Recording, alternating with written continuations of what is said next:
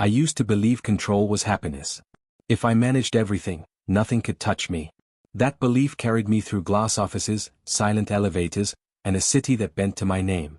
You look pleased, Daniel said, dropping into the chair across from me. That usually means trouble. Relax, I said. The numbers are up. The board is quiet. Life is simple. Life is never simple, he replied. You just pretend it is. I smiled. Pretending works. Daniel leaned forward. You weren't like this before. Before doesn't matter, I said. Only results do. He studied my face. And Emily? Is she a result now? I stiffened. Don't start. I'm serious, he said. She called me. She's worried. She worries too much, I replied. She always has. That's because she cares. I checked my watch. I have meetings. Daniel stood. You always do. After he left, my phone rang. Emily's name glowed on the screen, familiar and heavy. Are you coming tonight? She asked. I'll try, I said. You always say that, she replied. I keep waiting. I'm building something, I said. This is temporary. You said that 2 years ago, she said. I don't need promises. I need presence. You have security, I said. I don't want security, she whispered. I want you. Her voice pulled at something inside me, something I refused to name. I'll call you later, I said. She paused. You never do. The call ended. I told myself she was emotional. That thought made it easier to breathe.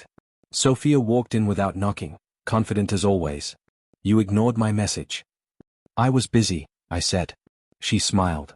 Busy men are attractive. You're enjoying this, I said. I enjoy honesty, she replied. Dinner tonight. I might be with Emily. Sophia tilted her head. You don't sound committed.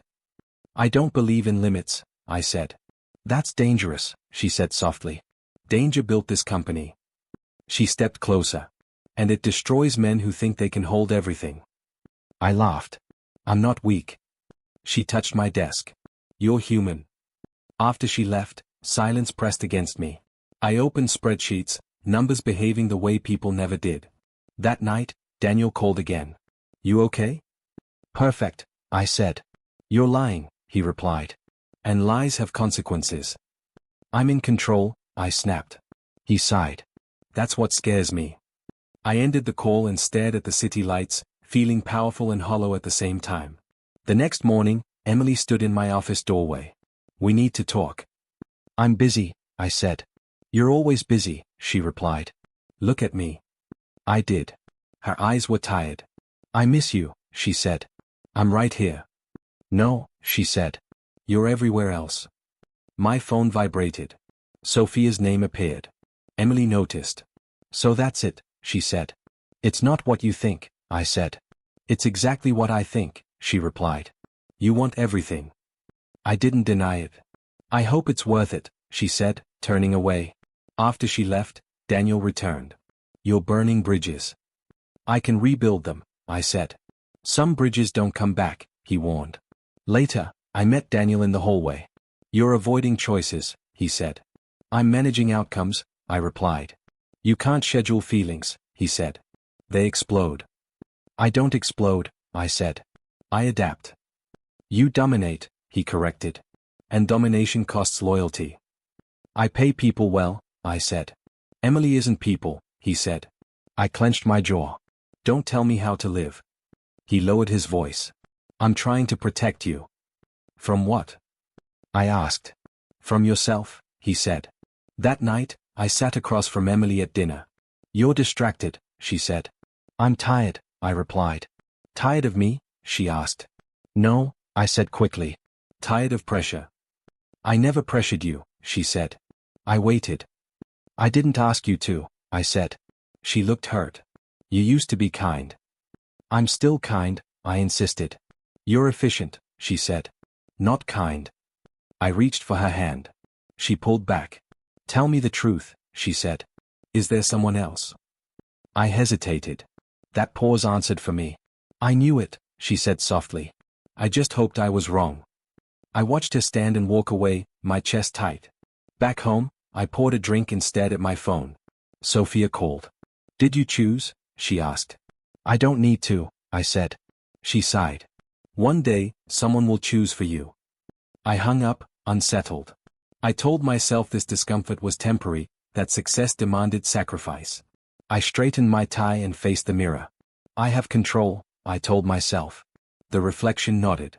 I chose to believe it, ignoring the quiet guilt whispering that control was already slipping away. I ignored that whisper, convinced my grip was firm, unaware I was already losing everything that mattered most. Emily counted my absences better than I did. You missed dinner again, she said over the phone. That's 3 nights. I was in meetings, I replied. You're always in meetings, she said. Do you even hear yourself? I'm building our future. You're building distance, she said. I fall asleep alone, and you call it ambition. That's not fair, I said. Neither is waiting, she replied. The call ended without goodbye. I stared at my phone, annoyed more than hurt, and told myself emotions always exaggerate reality. At the office, Sophia sat across from me, legs crossed, eyes sharp. The overseas deal is risky, I said. We should slow down. She smiled. Fear sounds strange coming from you. It's not fear, I said. It's strategy. Strategy wins wars, she said. Hesitation loses them. You want me to burn bridges, I replied. I want you to stop caring who's standing on them, she said. Power demands sacrifice. And what if I don't want to sacrifice everything? I asked. She leaned forward. Then someone stronger will. Her words stayed with me long after she left. Daniel avoided my office for days. When I finally cornered him near the elevator, he looked distracted. You've been distant, I said. So have you, he replied. What's that supposed to mean? You don't ask questions anymore, he said. You give orders. That's leadership. That's isolation, he said. And isolation blinds people. Are you questioning me? I asked. I'm worried about you, he said. And about us. There is no us without success, I said. He nodded slowly. That's not what you used to believe. I watched him walk away, irritation crawling under my skin. That night, Emily showed up at my apartment. I called you 6 times, she said. I was busy, I replied. You didn't even text back, she said. Am I invisible now? I can't keep apologizing for working, I said. I'm not asking for apologies, she said. I'm asking for honesty. What do you want me to say? I asked. She looked at me carefully. Are you happy? I hesitated. I'm successful.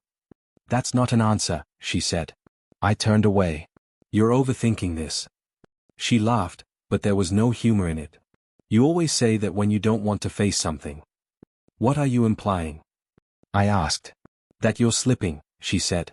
And you don't care who you drag down with you. I care, I said. Then choose me, she said quietly. The word choose echoed in my head. I don't make emotional decisions, I replied. Her eyes filled.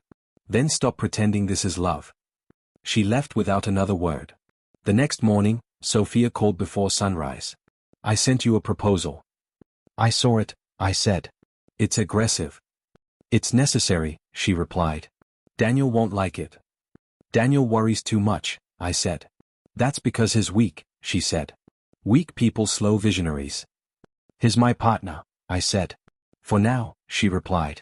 Decide who you want beside you. I hung up, unsettled. At work, Daniel barely spoke to me during meetings. When I confronted him afterward, he avoided my eyes. You don't trust me anymore, I said. I don't recognize you anymore, he replied. You're being dramatic. No, he said. You're being reckless. I built this company, I snapped. And you're tearing it apart, he said. We stood in silence, tension thick between us. That evening, I sat alone in my office. Emily hadn't replied to my messages. Sophia sent 3 reminders. Daniel's door stayed closed. My phone buzzed again. Missed calls. Missed chances. I told myself pressure was normal at the top. That cracks were temporary. That balance was overrated. Still, something felt wrong. Conversations ended too quickly. Eyes avoided mine. Silence lingered longer than it should. I leaned back and whispered, I don't need to choose. But the words sounded weak even to me. Outside, the city lights flickered. Inside, unease settled deep in my chest. I ignored it, Convince control meant never admitting fear. I answered emails, silenced my phone, and pushed forward, refusing to see that something fragile was already breaking, and my refusal to choose was becoming a choice on its own. I still remember the sound of Daniel's voice that night. Calm. Careful. Too careful. We need to talk, he said. It's late, I replied. This can wait. No, he said. It really can't. I walked into the conference room and saw Sophia already there.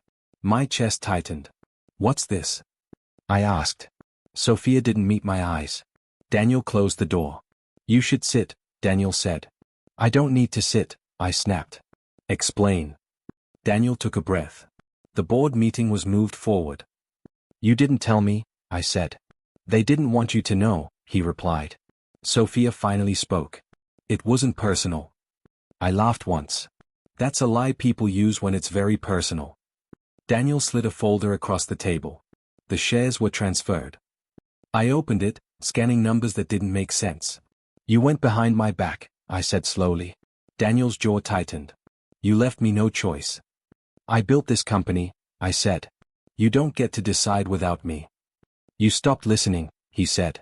You stopped caring. Sophia looked up. You were unstable. I turned to her. You told me to be ruthless. And you listened, she replied. That's the problem. I stared at them both. You planned this together. Daniel didn't deny it. She convinced the investors. Sophia crossed her arms. You were distracted. With my life? I asked bitterly. With Emily, she said. With your emotions. My phone buzzed. Emily. I answered immediately. Where are you?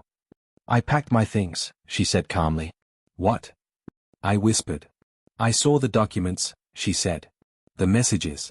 Sophia's name isn't subtle. This isn't the time, I said. There's never a time, she replied. That's the point. Come here, I said. We'll talk. I'm done talking, she said. I waited too long already.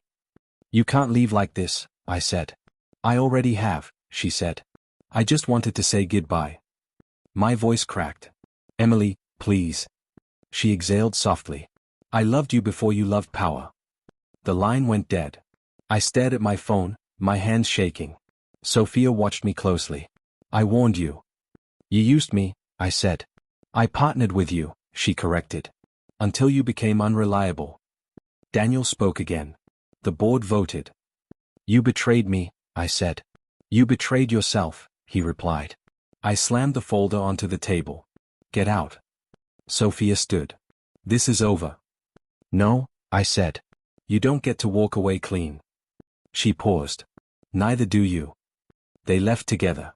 The door clicked shut, loud in the silence. I sank into the chair, breathing hard. My phone buzzed again. A message from the board. Termination. Immediate. I laughed, sharp and broken. So this is it. The office felt smaller. The city outside looked distant. I called Emily again. Straight to voicemail. Emily, I said softly. Please. No answer. I stood up, pacing. I can fix this. But the words felt empty. My phone vibrated once more. Sophia. One message. You chose control. Control chose back. I dropped the phone. For the first time, I felt powerless. Not angry. Not proud. Just hollow. I lost the company I thought defined me. I lost the woman who loved me before ambition. I lost the woman who pushed me toward it. I stood alone in the dark office, surrounded by glass and silence, realizing everything I fought to control had slipped through my fingers in one night. I woke up to silence, and it felt louder than any argument I'd ever had. No messages. No calls. Just my phone staring back at me. I said out loud, this isn't real. The room didn't answer. I scrolled through my phone anyway. Emily's last call. Sophia's last message. Daniel's name sitting unread. I opened none of them. I didn't lose, I muttered. I just need time. Time didn't respond either. Days passed without shape. I stopped going out. I stopped checking the news. When I did, my name was everywhere, twisted into headlines I didn't recognize. You destroyed your own empire, one article said. I laughed bitterly. I built it. I can destroy it if I want. But the words felt weak. I finally called Daniel. He didn't answer. I left a voicemail. You won. Enjoy it. He never replied. Emily's voicemail greeted me next. I hung up before the tone. Sophia texted once. Just once. You were never meant to be soft. I threw my phone onto the couch. Everyone thinks they know me, I said to the empty room. None of them stayed. That's when the panic started creeping in. Late at night. Early mornings. The moments when distraction failed. I heard Emily's voice in my head. Choose me. I heard Daniel's warning. You're losing balance. I heard Sophia's calm certainty. Power demands sacrifice. I pressed my hands against my temples. Stop. The voices didn't. I found Dr. Harris's number in my email. Daniel had sent it months ago. I almost deleted it. Instead, I booked the appointment. Sitting across from him felt unnatural. He waited. I hated that. So, he said, why are you here? I don't need therapy, I replied. I just need clarity. He nodded. Why did you lose everything? I didn't lose everything, I snapped. It was taken. By who? He asked. Daniel. Sophia. The board. And Emily? He asked. I hesitated. She left. Why? He asked. She couldn't handle pressure. He leaned back. Or you couldn't handle intimacy. That's not true, I said. I loved her. Did you listen to her? He asked. I stayed silent. He continued, you confuse control with care. I had responsibility, I said. People depended on me. And she didn't? He asked. I looked away. You avoided choosing because choosing means accountability, he said. I chose success, I said. You chose safety, he corrected. From vulnerability. I scoffed. You make it sound simple. It is simple, he said. It's not easy. I clenched my jaw. They betrayed me. They responded to neglect, he said. That excuse is nothing, I replied. It explains everything, he said calmly. I stood up. This is pointless. He didn't stop me. Running is familiar to you. I froze. He added, you don't miss them. You miss who you were before you stopped feeling. I sat back down. My silence isn't strength, I said quietly. No, he agreed. It's avoidance. I swallowed. I thought control would protect me. And now? He asked. Now it's killing me, I admitted. He nodded. Good. That means you're awake.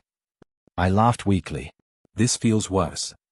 Growth usually does, he said. When I left his office, the city felt heavier. Quieter. Honest. At home, I finally opened Emily's last message. I hope you learned to listen. That was all. I stared at the screen until my eyes burned. I did this, I whispered. The silence didn't comfort me anymore. It accused me. For the first time, I didn't reach for work, power, or excuses. I sat with the regret. I let it breathe. And in that unbearable quiet, I understood something terrifying. The world didn't break me. I broke myself. I stopped checking my phone for apologies that never came. One morning, I said out loud, I'm done begging. The words felt strange, but they stayed. I deleted draft messages I never sent. To Emily. To Daniel. To Sophia. Each deletion felt like cutting a thread that was choking me. You don't need them, I told myself. You need control of yourself. That was when Mr. Collins called. I heard you're hiding, he said. I'm resting, I replied. From failure? He asked. Or from responsibility? I lost everything, I said. You lost power, he corrected. There's a difference. I met him at a quiet cafe. He looked the same as always. Calm. Observant. You look thinner, he said. I stopped pretending, I replied. He nodded. Good. Pretending is expensive. I don't want revenge, I said. I just want peace. Peace comes after ownership, he said. Ownership of what? I asked. Your choices, he said. Not theirs. I looked down. I trusted the wrong people. You ignored the right ones, he said. That doesn't excuse betrayal, I said. No, he agreed. But it explains why it hurt. I stirred my coffee. I don't know who I am without power. That's why you need to meet him, he said. The man without it. I don't like him, I said. You don't know him yet, he replied. We talked for hours. Not about money. Not about deals. About discipline. Boundaries. Silence. Control isn't domination, he said. It's restraint. I always thought restraint was weakness, I admitted. That's because you were afraid of being ordinary, he said. I still am, I said. Then earn something better, he replied. I started small. I didn't announce plans. I didn't post updates. I didn't explain myself. When someone asked, "What are you doing now?" I answered, "Learning." Daniel tried calling once. I didn't answer. Sophia sent an email. I archived it. Emily stayed silent. That hurt the most. One evening, I almost dialed her number. My finger hovered. What would you say? I asked myself. Sorry felt empty. I miss you felt selfish. I put the phone down. You don't get closure by reopening wounds, I whispered. I rented a small office. No glass walls. No assistants. Just a desk and quiet. A man I barely knew asked, "Why start over?" Because starting over is honest, I said. You were powerful, he said. I was careless, I replied. Mr. Collins visited once. He looked around. This suits you. It's small, I said. So is humility, he replied. And it changes everything. At night, regret still visited. It sat beside me, patient. You should punish them, a voice inside said. No, I answered. I punished myself long enough. I wrote down my mistakes. Not excuses. Just facts. I ignored people who wanted drama. I listened to people who wanted clarity. One morning, I looked in the mirror and said, "You're not winning." Then I added, "But you're not running." That mattered. Weeks passed. My name faded from headlines. I felt lighter. When loneliness hit, I didn't drown it with work. I sat with it. I chose this, I reminded myself. Mr. Collins called again. You're quieter. I'm focused, I said. That's strength, he replied. I still feel guilt, I admitted. Good, he said. Guilt teaches restraint. I hung up and stared out the window. No city lights. Just sky. For the first time, ambition didn't scream. It waited. I wasn't rebuilding to prove anything. I wasn't surviving to show them. I was surviving because I wanted to live without lies. I whispered, I don't need revenge. The room stayed quiet, but this time, the silence didn't accuse me. It stood with me. And for the first time since everything collapsed, I felt something steady. Not power. Control. I found out about Daniel from a headline, not a phone call. Former CEO partner under investigation, the article said. I read it twice. Then I closed the page. I didn't feel relief. I didn't feel victory. I felt quiet. My phone rang an hour later. Mr. Collins. You saw it, he said. Yes, I replied. And, he asked. And nothing, I said. I'm not celebrating. That's growth, he said. Another article appeared that afternoon. Sophia's company stock crashed. Anonymous leaks. Investor panic. I stared at the screen and whispered, I didn't touch anything. The truth was simple. I didn't need to. Daniel's name kept appearing. Misused funds. Secret transfers. Emails I'd never seen. I remembered his voice. You stopped listening. I said aloud, you chose this. Someone knocked on my office door. Anna stepped in. Reporters called, she said. They want your comment. I have none, I replied. They're saying you planned it, she said. I planned survival, I said. Not destruction. She nodded and left. That evening, Daniel finally called. I need to explain, he said. You already did, I replied. I was desperate, he said. You were slipping. So you pushed me, I said. I never meant for this, he said. I know, I replied. That's why it hurts. Silence followed. Can you help me? He asked. I closed my eyes. No. He exhaled. I deserve that. Yes, I said. You do. The call ended. Later, Sophia sent a message. They turned on me. All of them. I typed back, you taught me that power is lonely. She replied, you were supposed to stand with me. I answered, I stood with myself. She didn't respond. The next morning, a junior analyst stopped me. Are you okay? He asked. I am, I said. You look calm, he said. I worked hard for that, I replied. He hesitated. People say you won. I didn't enter a game, I said. Meetings came and went. Names changed. Faces disappeared. Every conversation sounded the same. Any comment? Someone asked. No, I said. Any reaction? Another pushed. This isn't about me, I replied. Mr. Collins met me for lunch. You're watching karma work, he said. I'm watching consequences, I replied. That's the same thing, he said. No, I said. Karma feels emotional. This feels logical. He smiled. You're not bitter. I'm careful, I said. What about forgiveness? He asked. I forgave myself first, I replied. Emily's name appeared once in an article. A quote about honesty. Nothing else. I didn't reach out. That night, my phone buzzed again. Daniel's number. I ignored it. Sophia tried next. I muted the device. I said to the empty room, I don't owe explanations anymore. The room stayed still. Days passed. News piled up. Lawsuits. Resignations. Public apologies. People expected me to smile. To feel revenge. I felt calm. Daniel's downfall didn't fix me. Sophia's collapse didn't heal me. But it freed me from carrying their weight. I realized something important. Karma didn't need my hands. It didn't need my anger. It didn't need my voice. I watched everything unfold from a distance, steady and detached. For the first time, I understood power differently. It wasn't influence. It wasn't control. It was restraint. It was silence. It was knowing when to leave a conversation unfinished. I closed my laptop and turned off the light. Tomorrow would come without them. And I was ready for it.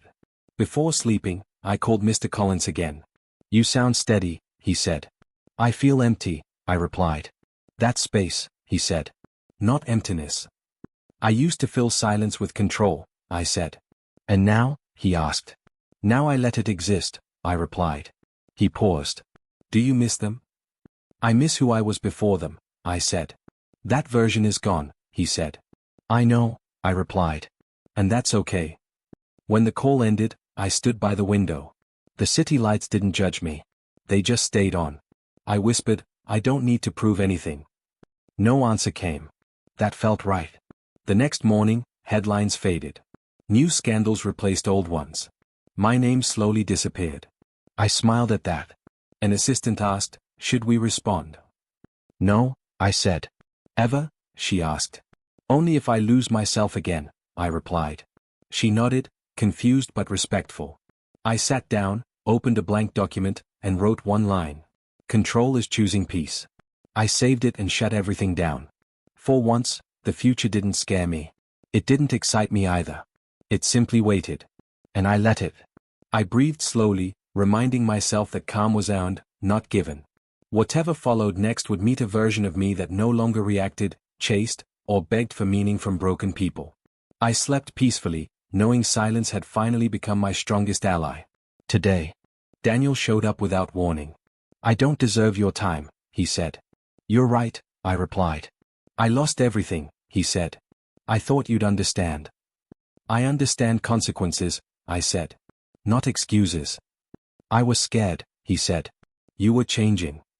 I was growing, I said. He swallowed. I miss us. I miss who I was before I trusted you, I replied. I'm sorry, he said. I know, I replied. That doesn't fix it. He stepped closer. I need forgiveness. I already forgave myself, I said. That's all I owe. So that's it, he asked. That's peace, I replied. He nodded, eyes wet. I hope you're happy. I hope you're honest someday, I said. He left without another word. Sophia called that night. I never meant to hurt you, she said. You meant to win, I replied. I pushed too hard, she said. I didn't see the cost. I did, I said. I paid it. I admired you, she said.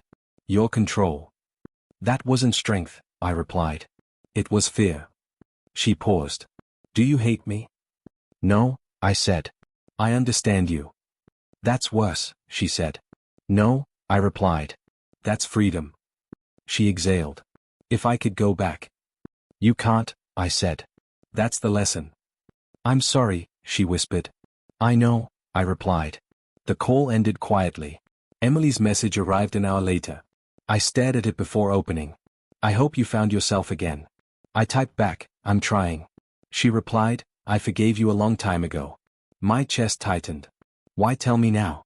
Because forgiveness isn't an invitation, she wrote. It's closure. I stared at the screen. I wanted to ask her to stay. I wanted to explain everything. Instead, I typed, thank you. She answered, take care of who you're becoming. That was it. No anger. No blame. Just release. I leaned back and spoke to the empty room. This is what peace costs, I said. No one argued. Mr. Collins called the next morning. They reached out, he said. Yes, I replied. And, he asked. I didn't reopen doors, I said. Was that hard, he asked. Yes, I replied. But it felt right. You chose restraint, he said. I chose myself, I replied. He smiled through the phone. Revenge is loud. Peace is quiet. I'm done with noise, I said.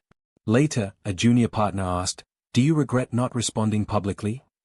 No, I said. People want statements, he said. I want sleep, I replied. He laughed nervously. You've changed. I survived, I said. That evening, I walked alone. No calls followed. No messages waited. I realized something important. Apologies don't always arrive on time. Some come after damage. Some come after endings. Some come only to ease the speaker. I didn't need to accept them all. I didn't need to punish anyone either. I said softly, I choose peace. The words didn't shake. They settled. For the first time, I felt lighter without winning anything. Daniel's regret wasn't my responsibility. Sophia's ambition wasn't my burden. Emily's forgiveness wasn't a second chance. It was a goodbye wrapped in kindness. I respected that. Before sleeping, I wrote one sentence in my notebook. Not every apology deserves a response. I closed the book and turned off the light. Tomorrow wouldn't include them. That felt right. I lay still, breathing evenly, letting silence do its work. No more arguments replayed. No conversations waited for correction. I understood then that peace wasn't something granted by others. It was something I chose, even when forgiveness arrived too late to change the ending. I barely recognize you, Mr. Collins said. That's the point, I replied. You don't sound angry anymore, he said. I ran out of energy for that, I replied. He smiled. And control? I stopped confusing it with safety, I said. He leaned back. That realization usually costs people years. It cost me everything, I replied. He nodded. And what did you gain? Silence, I said. Clarity. He stood. You're ready. For what? I asked. To walk without proving anything, he said. Later, Daniel's name flashed on my phone. I let it ring. The screen went dark. I felt nothing. Sophia's email arrived next. I deleted it without opening. My assistant noticed. You sure? I don't need explanations, I said. She hesitated. You used to read everything. I used to bleed for it, I replied. She smiled softly. You're calmer. I'm honest now, I said. At lunch, a former investor asked, why leave when you could rebuild louder? I don't need witnesses, I replied. That's a waste of power, he said. No, I replied. That's freedom. He shook his head. You changed. I learned, I said. I walked past my old office that afternoon. The glass walls reflected someone steadier. I spoke quietly to myself. You don't need applause. The echo agreed. That night, I met Emily's sister by chance. She said, Emily heard you're doing well. I hope she is too, I replied. She said you finally sound like yourself. I wasn't before, I said. She forgave you, she added. I know, I replied. I honored that. She smiled. She always believed you could grow. I wish I'd believed it sooner, I said. Timing matters, she said. So does letting go, I replied. At home, I packed old awards into boxes. I said out loud, you don't define me. The room stayed quiet. I liked that. A junior executive called. They want you back. Who? I asked. Everyone, he said. I'm not that man, I replied. You built this, he said. I outgrew it, I replied. He paused. What if you regret it? I already lived regret, I said. This isn't it. He exhaled. Then what is this? Peace, I replied. I ended the call. I stood by the window and watched the city move. No hunger rose in me. No need to dominate. I remembered who I used to be. The man who counted wins. The man who feared stillness. The man who loved control more than truth. I said softly, "You did your best." I didn't miss him. Mr. Collins messaged later. "You walked away clean." I typed back, "I walked toward myself." He replied, "That's rarer." Before sleep, I wrote again. I am not defined by what I lost. I closed the notebook. I lay still. No schemes formed. No revenge played out. I breathed evenly. Tomorrow wouldn't demand masks. I wouldn't chase validation. I wouldn't rehearse conversations. I wouldn't measure worth by reaction. I had learned restraint. I had learned patience. I had learned myself. I whispered, "I'm done becoming." The silence accepted it. Morning would come. And I would meet it whole, grounded, and free, without proving anything to anyone, especially the man I used to be. I sat alone and said, "This is the end." No one answered. I didn't need them to. Mr. Collins called. "How do you feel?"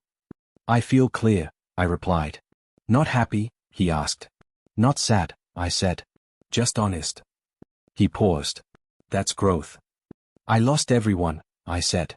"You lost illusions," he replied. I nodded. "I confused possession with love." "And control with safety," he said. "Yes," I replied. Emily's memory came quietly. Not her voice. Not her face. Just the feeling of wanting without demanding. I whispered, "I'm sorry." No response came. That felt right. Daniel crossed my mind next. I said aloud, "I release you." The words didn't burn. Sophia followed. I said, "I forgive your ambition." That didn't hurt either. I realized something then. Loss had stripped me clean. No titles protected me. No relationships defined me. I spoke softly. "Who am I now?" The answer didn't rush. It waited. My phone buzzed. A message from a young employee. "You inspired me to choose integrity." I typed back, "Choose yourself first." He replied, "Thank you." I smiled. That mattered more than applause. Later, Mr. Collins asked, "Do you miss them?"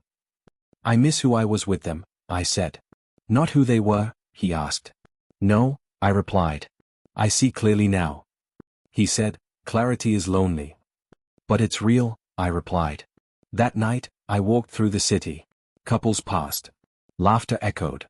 I didn't feel bitter. I felt complete. I said to myself, love isn't earned by sacrifice. I remembered how I used to chase. How I bent. How I ignored myself. I said, never again. At home, I opened my notebook. I wrote slowly. I loved deeply. I failed honestly. I learned fully. I closed it. I didn't need more words. I lay down and spoke into the dark. I lost them both. The silence listened. But I found myself. That sentence held weight. No one clapped. No one returned. No one begged. That was the point. Morning came gently. I didn't check my phone. I didn't wait for messages. I made coffee and breathed. I said, this is enough. My reflection looked back steady. No hunger in my eyes. No fear. Just presence. I understood the ending. Not every story closes with reunion. Some close with respect. I respected myself now. That was new. That was everything. I stepped outside and let the door close behind me. Not running. Not hiding. Just walking forward. Whole. Quiet. Free.